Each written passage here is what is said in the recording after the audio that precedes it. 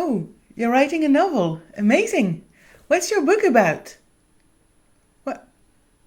Why are you upset? Hi, I'm Cam, marketing copywriter turned novel writer. I'm self-publishing my debut novel this year and documenting the whole process on this YouTube channel. And today, we're talking about that question dreaded by all the writers out there. What's your book about? So, why is it so hard to answer that simple question?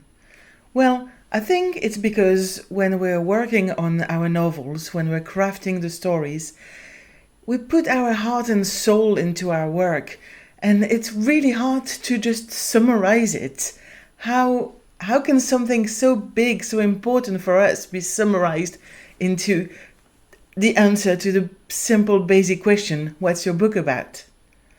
Also, most of the time when a writer struggles to answer that question, they're still working on their project and therefore they haven't shared it yet.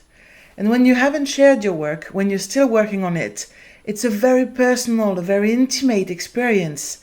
And it's quite hard to share it for the first time. You don't know yet how to phrase it, how to put this enormous project of yours into a few words and a couple of sentences to answer that simple question. I also strongly believe that most of the time when we feel upset and when we struggle to answer the question, what's your book about? It's because we are afraid to be judged. We are scared that the person asking the question is going to find it boring, basic, silly. And it's something that's so important to us that the fear of someone else's judgment is upsetting. I have a secret for you, and I'm sorry if I'm the first one to share it, but this is going to happen. You will be judged. Some people will think that what you're writing about is silly or boring or childish or not important. Not everyone is going to be interested in your work, and that's fine. You really need to get over it and still get used to answering that question. So, how do we answer this question, what's your book about? Well, you should see every opportunity to talk about your book as an opportunity to practice your pitch. And the more you practice, the more you talk about it, the easier it's going to get. And at some point, you will not be dreaded the question, you will be expecting it and waiting for it. I think that there are three main pitfalls that us writers fall into when we are asked, what's your book about? Whether it's a book that we're just starting to work on or a book we published many years ago. The first one is trying to be too exhaustive. When you want to talk about everything that's in the book, the person might just be asking the question to be polite. So you can't go on and on and on for half an hour and try to summarize the whole story you have, especially if it's in your mind yet and not written. If you want to summarize your fantasy world building in just a few sentences, it's going to be complicated. So don't try to be exhaustive. The second pitfall is being too vague. When you don't want to enter into details, so you just say something vague, you intentionally try to stay vague, but you're not going to ignite any interest if you're too vague. You might even come across as dismissive. If someone is genuinely interested in you and your work and asking you what's your book about, try not to be too exhaustive, but also try not to be too vague. The third and most important reason, to my opinion, is the fact that we're often too humble. Because we don't want to sound arrogant, because we don't often consider ourselves proper authors when we're just working on our debut novel, we are way too humble. We mumble and we try to compare, but not too much. It's a story. It's a story. It's a novel that I'm trying to write. With characters that are not me, but they resemble me a little. And stop. We need to stop doing that. We need to be more proud of what we're doing. It's okay to be just proud of your achievement and your writing. So being too humble is actually definitely like shooting yourself in the foot. It's not helpful. You're never gonna hook anyone if you look unsure, if you're not showing any confidence in what you're producing. So, yeah. Do you recognize yourself, or is it just me? I'm pretty sure I'm not the only one who used to be too humble when talking about my novel. I'm working on it. I have worked on it. I'm still working on it, so I'm much better now. And again, practice definitely helps. But yeah, at first, when people were telling me, "Oh, you're writing a novel. What's your book about?" The first thing I had in mind was like, well, I don't know if I can really call it a novel. I don't know if I can really call myself a writer. I mean, I'm just me. Just stop doing that. I have stopped. You should stop too. Stop being too humble. Just be proud of what you're doing.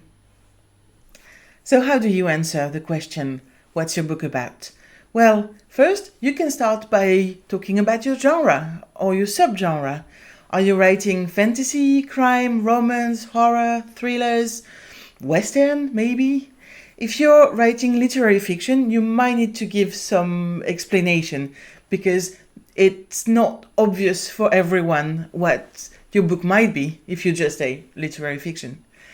That's when you can use the second tip, comparison title. What are other books or maybe even films or TV series that people know that kind of resembles or relate to your book? So people can have an idea of what type of universe, what type of character, what type of story they might find in your book. You can also trigger their imagination with a mashup. If you say, for example, it's CSI, but on Mars and with dragons. I mean, I'm not sure this would be the best idea. Let me know in the comments if that's what you're writing. But you get the idea. Or if you say it's a cozy romance, but in a prison and with some magical elements. Again, I'm not sure if it would work, but it gives you an idea of what this book would be about. The other thing that could also help a lot is talking about the main tropes in your novel. Is it an enemy to lover romance? Is it the story of the chosen one? I mean, you might want to avoid things that are a bit too cliches anyway, but talking about those big tropes is a good way for people to grasp what your book is about without having to go into too much details.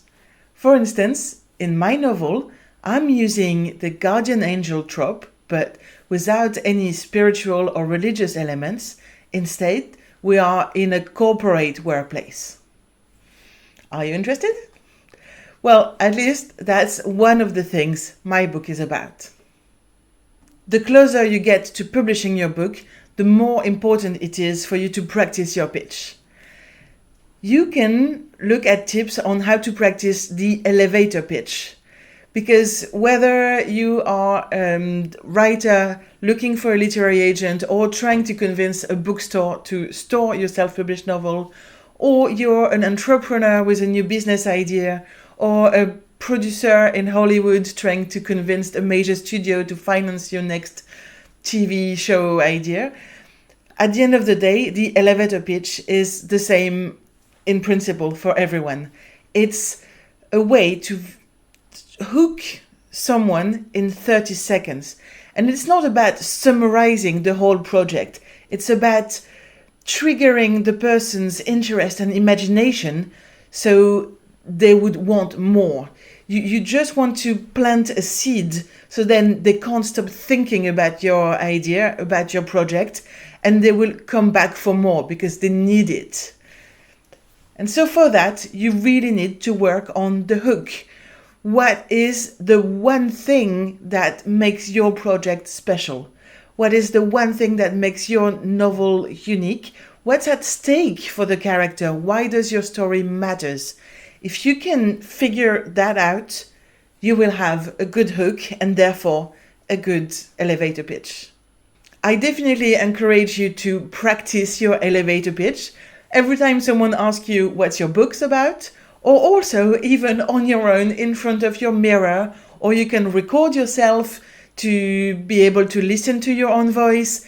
You do you, but I think it's very important to practice. And it's also very important to be able to personalize your pitch depending on who you're talking to.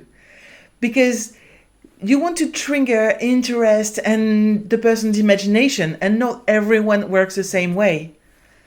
So whether you're talking to your grandmother at a family dinner party or a colleague when you're working together outside a meeting room, you're not going to approach it the same way. So again, for your elevator pitch, focus on the hook, stay short, 30-second max, and personalize it so you can trigger the person's imagination. If you're thinking, oh no, I really don't want to think of an elevator pitch, I'm not a car salesman, I'm a writer, I don't like to interact with people, well, you will still have to think about what's your book about. And another way for you to think about it is simply to write your blurb, the text that's on the back cover. And no, you don't need to wait until the book is almost ready for publishing to do that. Even if you're halfway through your first draft, you can write your first blurb. It might change and evolve, but it's a very good way to summarize your ideas and the most important concepts in your book. And again, it's a very good way to prepare yourself so you can talk about it to other people. So, how does it work, that blurb? Well, the first rule, and you might not like it, is that it should not be longer than 150 words. It is a short text, so I know it's really hard just thinking about it to summarize and condense an 80, 90, 100,000 word novel into a 150 word blurb. But that's how it works. That's what you should do. There are other rules when it comes to blurbs. First, you should try to only focus on your main character. Maybe a second character, especially if you have several POV in your book. But ideally, you would like to limit the number of characters you're introducing in your blurb. 1 is good, 2, 3 too many. And of course, you need to introduce the inciting incident and the stakes. What's happening, what's going on. Not in details, but why does it matter? What's happening to this character that's going to make people want to read the story and know more about it? Again, it's all about the hook. It's all about triggering the imagination of your reader and planting this seed so they want more. They need to read it. They need to learn more about it. It is very important that you end your blurb on a cliffhanger and you don't reveal too much. You want people to be hooked and to be interested in learning more about the story, but you don't want to give them too much either. It's a balancing act. There are other videos that give you many more tips and details on how to write your blurb. I also definitely encourage you to have a look at books. Have a look at books at home. It's always a good thing to grab a book and have a look at the back cover. But you can also go to your local library or your local bookstore and have a look. Globally, most of the time, there are no more than 2 or 3 paragraphs and maybe a tagline. Sometimes it's not something that was written by the author themselves. Quite often in traditionally published books, you're gonna, especially paperback, you're gonna have a lot of endorsements or excerpts from reviews. Of course, at this stage, if you're still writing your novel, you won't have that. But it can be a good thing to also try and summarize in a few words what your book is and not just the story. So in my case, my novel is an uplifting novel about death, mental health, and the workplace. That's my tagline. What do you think? So before I conclude this video, there are 3 more things that I wanted to share with you. 3 takeaways that I had to learn the hard way. The first one is don't expect enthusiasm from everyone. Sometimes people ask, what's your book about, just to be polite, and they're not really interested. It happens. Just see it as yet another opportunity to practice your pitch, but don't take it personally if the person who asked was just trying to make small talk. Again, not everyone's gonna like it, not everyone's gonna get it. Sometimes you try to explain, you try to compare it to TV shows or books that people already know, or just elements that are quite well known, again, like dragon, witches, guardian angels, but in the corporate world. And some people won't get it. Some people would be like, oh, so it is like this series. And you're like, no, it's not. But yeah, it has to be. No, it's not. Well, and this character does this and this. No. It's okay. Again, not everyone will understand what you're trying to convey. Some people might be disappointed. Be like, oh, I thought you were writing about something more interesting, or romance, isn't it a bit too cheesy, or fantasy, isn't that for kids? You might be disappointed, but it's okay. You do you, and you know that your novel is worth it. You don't need anyone else's approval. The last takeaway, and it's probably the most important one, is that not everyone is going to be as passionate about your novel as you are. Actually, no one is going to be as passionate as you are. So you are the ambassador. It's okay, and it's even important for you to be enthusiastic about it. Don't forget that enthusiasm and positivity are kind of contagious. Your passion is what is going to make other people want to read what you've created. It's important that you are enthusiastic and proud of what you've achieved. So yeah, go for it. That's it for today. I hope you enjoyed this video.